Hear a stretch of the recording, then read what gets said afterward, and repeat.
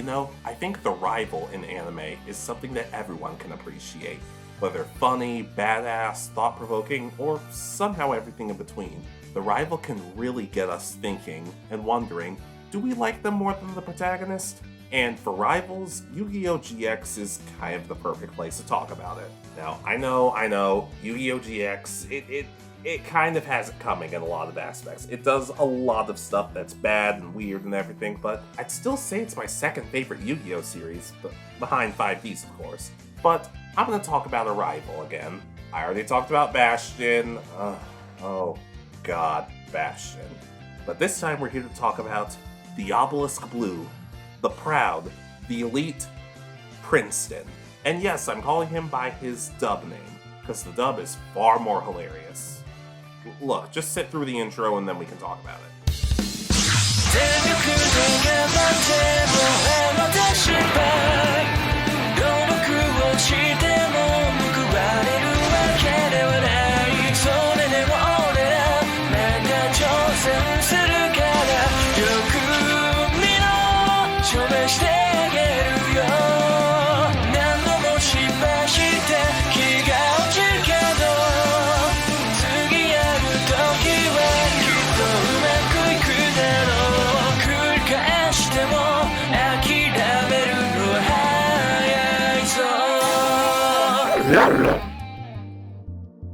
Princeton starts off pretty much basically how most rivals start off that I know of, an elite snob. We see him watching Jaden's duel against Crowler, and it's safe to say he's not impressed. In the second episode, they even have a duel that gets cut off before the ending of it. And Jaden pretty much claims that he was going to win, but let's just move on from that. They end up dueling again 2 episodes later, and thanks to Crowler, Princeton actually gets some new cards, like the XYZ Dragon Cannon, just like Kaiba. He even gets B Tiger Jet and W Wing Catapult, making them, honestly, I actually really like that they expounded upon these cards, and they later do so for him in Season 2, but we'll get to that when we get to that. He ends up losing to Jaden, and later down the line, he ends up having to duel WizKid Bastion, and according to Crowler, if Princeton loses, he has to switch dorms. So he ends up becoming so desperate that he ends up trashing Bastion's cards. But like I've talked about before, Bastion has a lot of spare decks and ends up beating him. So Princeton gets expelled, well, at least in the Japanese version, for trashing Bastion's deck, but he basically leaves of his own accord in the dub. Fun facts. He then ends up on a boat, home to North Academy. I don't know. I really don't even know where he was headed at this point, because it doesn't even seem like he knew. But regardless, he ends up meeting a mysterious figure who ends up giving him the card Ojama Yellow, and yeah, it's really ugly to look at. But it's also a card that ends up shaping Princeton for the rest of the series. Because of his cards getting ruined thanks to the mysterious figure, and the fact that North Academy makes it so you have to have 40 cards to get in, rather than Princeton just simply getting a new deck by buying it or that sort of thing, he ends up scouring all over the campus in all these dangerous situations just to get the cards he needs. He's not being picky, he's taking the cards that he needs regardless of their status, and it's a brilliant moment for him. Not only that, but he lies to the guy in the front of the school and ends up giving him his 40th card, making this the first time we've seen that Princeton actually is showing kindness for somebody other than himself. Of course, he ends up getting in, and he ends up dueling 50 students, 4 of them all at the same time and beating them in one turn, and basically becoming the head of what's North Academy. He even ends up beating a kid named Kyle who, well, should not have the voice that he has. He's defenseless! Charge in, men! The head of the school, Foster, basically promises Princeton that he'll end up dueling Jaden in the school duel so he can get his revenge. From this point on, Princeton basically becomes the king of North Academy. They end up giving him his Armed Dragon cards and a really, interesting catchphrase.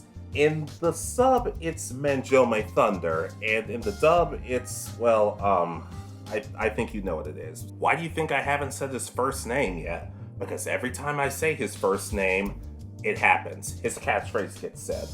Watch. Chazz. Jazz it up! Jazz it up! Jazz it up! It haunts me like an endless nightmare. Kind of like Yu-Gi-Oh! GX, but let's move on. Princeton and the others return to Duel Academy, but he ends up getting followed by his brothers, Slade and Jagger, because, why not? And we learn at that point that they both have been putting a lot of pressure on Princeton, to the point where we even see him breaking down in the bathroom and basically telling himself he has to win. He has to do well or else. You can win, and that you can keep winning over and over, that you're the best. I love this moment because we get to see Princeton in a really vulnerable light, but we also see, aside from Jaden, we see his empathetic side. We get to see Jaden actually caring, and these two were rivals. They didn't necessarily have a moment where they became friends up until this point, but it was still a nice moment to see. It showed the kindness in Jaden's heart. Jaden ends up winning, but Princeton oddly doesn't use the cards that his brothers were telling him to use. So in a way, I kind of appreciate that. He lost, but he lost on his own terms. I know a lot of people actually think Jaden should have lost to Princeton in this duel, but I kind of disagree. Princeton learned that he lost and everything was okay. He was still accepted by his friends. Even when his family disowned him in the middle of the whole school, he still learned that you can lose and still move on and still find ways to improve. But we'll get to that in a little bit. It especially helps because he ends up beating his brother in a duel in a couple of episodes.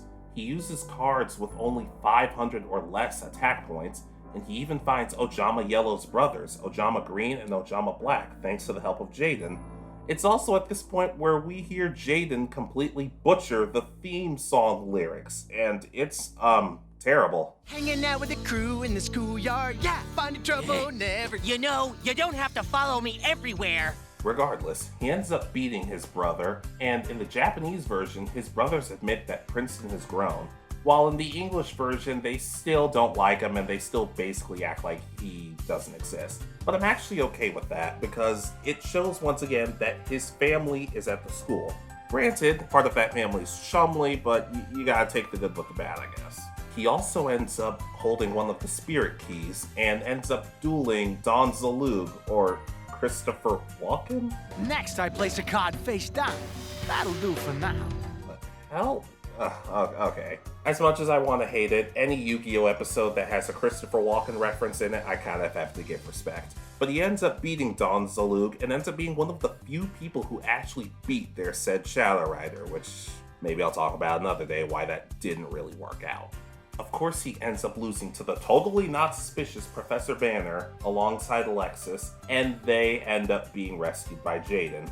Get used to that sentence. But during this time, Princeton realizes he's in love with Alexis, and this moment is symbolized by, I want to tell you how much you mean to me.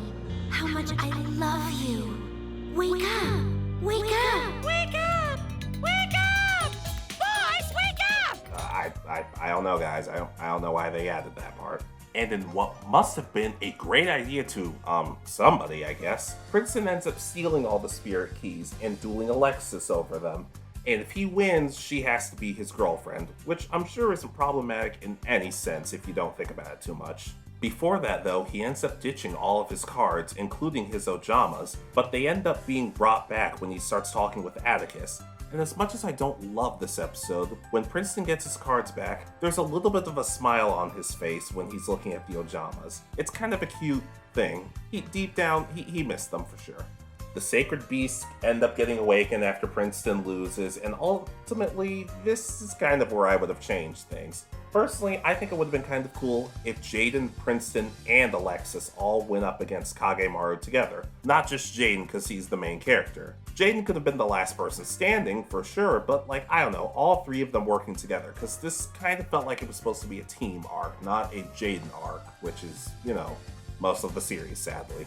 During Season 2, Princeton's first duel is against Reginald, who, he doesn't do a whole lot. But it does mark just how much he's grown, especially Princeton himself pointing out just how much he's changed. You know, I used to be just like you, an elitist snob who looked down on everyone around me. But I've changed. Know how?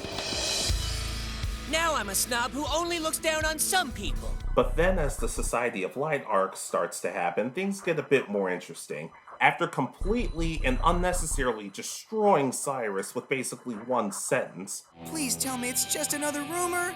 When they said that you hit puberty, that was a rumor. he ends up going up against Sartorius, and it's revealed he still wants to beat Jaden. So Princeton basically ends up getting brainwashed by Sartorius and being the first major member of the Society of Light. He even ends up beating multiple Raw Yellow and Obelisk Blue students at once, similar to what happened when he joined North Academy. And he ends up also brainwashing and beating Alexis. He also ends up in a rematch with Bastion, and ends up having a lot of new Union cards, which sadly have never been released for one reason or another. But they're still cool to see, even if he legitimately calls one of them Electric Boogaloo. Beatron 2, Electric Boogaloo!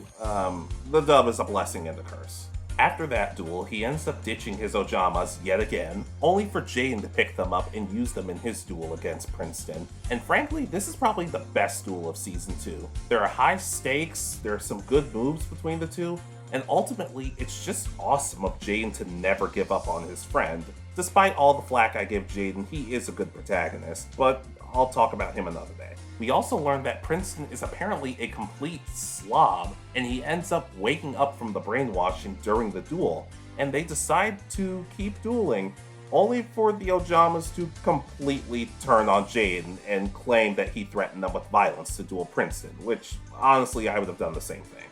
After an awesome one-liner about the clothes he wears and the jacket he decides to put on, like I always say, if it can't hide the dirt, then I don't want it over my shirt. Princeton ends up losing to Jaden. And to me, this is where things kind of start to fall apart, because of what Princeton says as the very last line of that episode. Alexis, just like Jaden rescued me, I'm gonna rescue you. He specifically says that he's going to be the one to save Alexis. Does he do it? No. Does he try to? Yes. But everybody basically jumps on him and says that he's the reason that Alexis got brainwashed in the first place.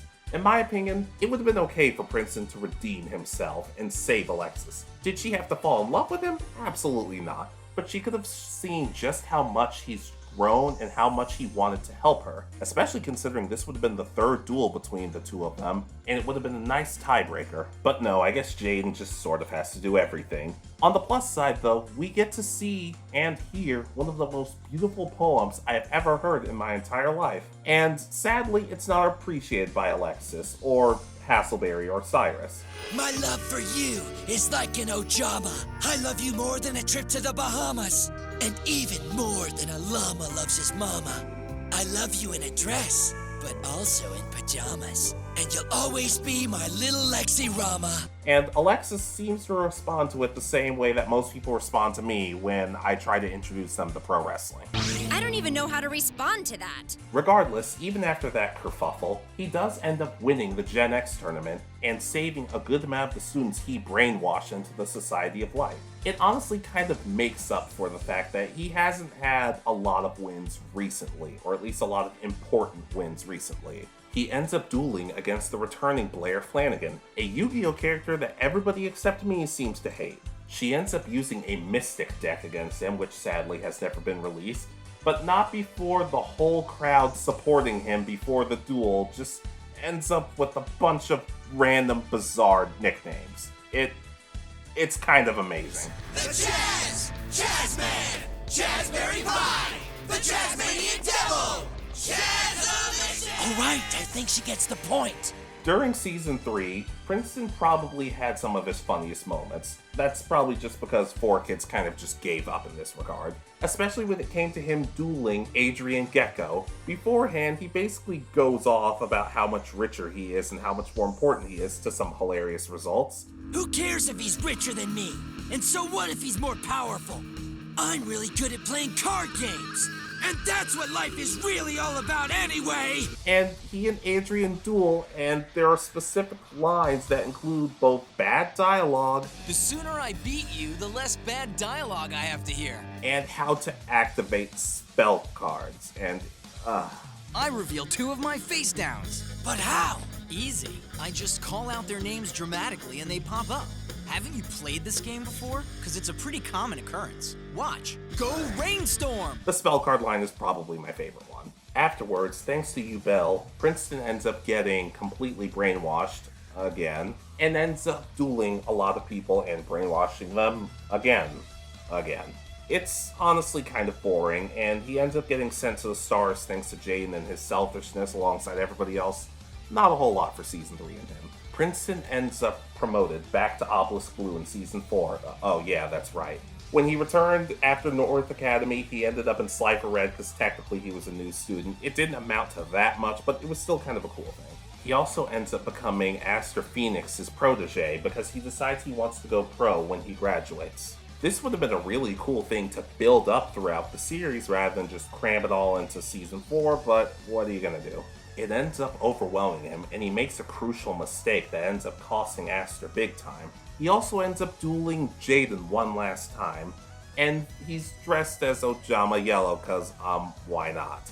Frankly, this is where I would have changed things. Jaden repeatedly says that he doesn't need to duel like this, that Princeton doesn't need to duel how other people want him to duel, that Princeton needs to duel how he would duel. So, in that case, I would have had him overcome that and finally end up beating Jaden, because, spoiler alert, Princeton doesn't beat Jaden the whole time of the GX anime, and frankly, that kind of bothers me.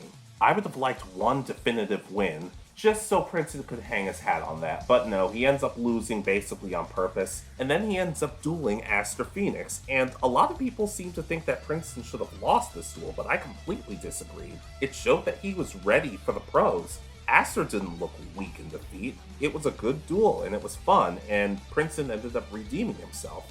Heck, he even finishes off the duel with Ojama Yellow attacking, and he calls Ojama Yellow the ace of his deck. Honestly, one of the best things to happen to him was the Ojama brothers, and it's really nice to see how much they've all grown to care about each other, especially considering this is the second time he's called one of them his ace cards, the first being in his duel against Jaden in Season 2 for the Society of Light stuff. You're the aces of my deck. Did you say? Aces? That really hurts, boys! Aren't you tired of insulting us? Ain't aces good? He ends up being one of the last students to get attacked by Truman and ends up having nightmares that he'll lose and have to cheat, like he tried to do earlier in the series, but he decides that he would rather fail and climb his way out of the hole, and that really just showcases how much he's grown. And that, for all intents and purposes, is basically Chazz. Jazz it up! Jazz it up! That's his character growth. So, did he become way too comedic down the line? Yes. Did he do a whole lot towards the end? Not nearly as much as I would have liked. But was Princeton really that bad of a rival? Yeah. No, well, not really. There are people I know who consider him to be one of the worst done characters in this series, and while he's certainly not done perfectly, he could have been done a whole lot worse. The first several episodes and his arc were some of the best done at the time. He started off shallow, rude, and deep down very insecure, and ended up growing into a much more kind-hearted person who used a lot of bad language in the process. Yes, he should have been taken a little more seriously. Yes, he should have beaten Jaden at some point. And yes, I am adamant that he should have been the one to save Alexis in the Society of Light. But I do think they gave him just enough moments to keep him a relatively strong duelist and still an entertaining character. Just because somebody's more comedic does not necessarily make them worse. He just needed more wins under his belt. But even so, they didn't do a horrible job with him towards the end, just not necessarily perfect. Part of me thinks he could be a very strong leader at some point, especially how he's able to rally people. Think, he ended up holding on to Jaden's cards when Jaden couldn't see them. The same guy who trashed Bastion's cards was now holding on to his friend's cards for safekeeping. In that same episode, he rallies everybody together for the Slifer Red dorm, and once again, he roasts Cyrus in the middle of that speech. We may be one man down, but we're 5 men strong. Well, 4 men, and a lovely lady. All right, 3 men, a lady, and Cyrus. And he gets a yeehaw out of it, cause, 4 kids. How about a group yeehaw? Yeehaw! Not only that, but he's rich enough to buy a new blood vessel, and he's really good at playing card games. And that's what life is really about. While certainly not perfect, and I never will understand what happened to his voice actor, his voice changes in the middle of Season 2 and it's kind of jarring. Like I always say, if it can't hide the dirt, then I don't want it over my shirt. Like I always say, if it can't hide the dirt, then I don't want it over my shirt. It's a good voice, but still jarring. But regardless, Princeton is a lovable character. He's a lovable, funny, yet still somewhat badass character, and frankly, he'll always be considered one of my favorite rivals. So for now, Ichi, Ju, Hyaku, Sen, Majome, Sanda! What the hell. One more time. Chazz it up. Chazz it up! Chazz it up! But what do you guys think of Princeton? Do you think he was a great rival, a horrible rival? What are some of his best duels and moments and funniest moments? Just anything you can think of. Don't worry, more Yu-Gi-Oh stuff might be coming soon, but I think we might change things up a little bit. Maybe not a GX character. Maybe I'll do a character like Jack Atlas for how flippin' amazing he is. Maybe I'll do another character from the original series. Or maybe somebody from Zexal, like Anna Kaboom, who I know very little about despite the fact that she has a flippin' amazing battle theme in Yu-Gi-Oh! Duel Links. Just let me know. This is Alex saying, see you next time. Also, Takahashi Kazuki. Thanks for everything.